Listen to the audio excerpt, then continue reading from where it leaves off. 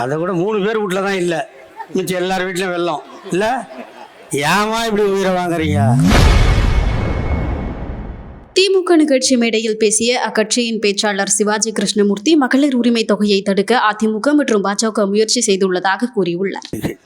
இந்த 5 ஆண்டு காலத்தில் எங்காவது இந்த வெள்ளம் வந்தது, எங்கேயாவது அதிகமாக மழை தேங்கிச்சா? கொஞ்சம் சத்தமாக தான் சொல்லாதா?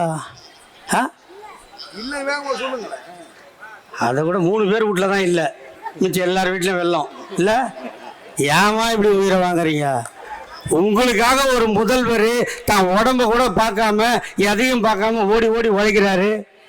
பொங்கல் வந்துச்சு, 3000 ரூபா கொடுத்தோமா? எதுக்கு கொடுத்தோம்? பொங்கல் கொண்டாட. ஆனால் இந்த தற்கூரி கூட்டம் என்ன சொன்னான் தெரியுமா? ஜனநாயகம் படம் வந்தால் 3000 ரூபா பிளாக்ல படம் பார்ப்பேன்னா. அவன் இந்த நாட்டில் முதலமைச்சர்.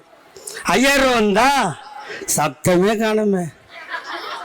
13ஆம் தேதி வெள்ளிக்கிழமை நீங்கள்லாம் வேலை கிளம்பி போயிட்டீங்க. சத்தியமாக சொல்லுங்க, நீங்கள்லாம் வேலை கிளம்பி போயிட்டீங்க.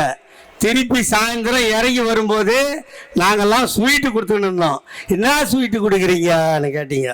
தலைவர் 5000 ரூபா போட்டால் தெரியும். நான் அவசரமாக வேலைக்கு போயிட்டேன் கண்ணா, இப்போ செல்லை பாருன்னு பார்த்து ஐயோ ஐயோ ஐயோ ஐயோ நாளை காலையில் பேங்க்குக்கு போகிறேன் சொன்னீங்களா இல்லையம்மா?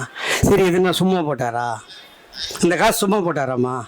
இல்லைம்மா, தேர்தல் வருது, இந்த மாதம் 1000 ரூபா கொடுக்குறீங்க. அந்த 1000 ரூபாய தேர்தல் வரைக்கும் தடுத்து நிறுத்தி வையின்னு சொல்லி அதிமுகவும் பிஜேபியும் சுப்ரீம் கோர்ட்ல கேஸ் போட தயாராயிட்டான். எத்தனை மாசம்? 3 மாசம்.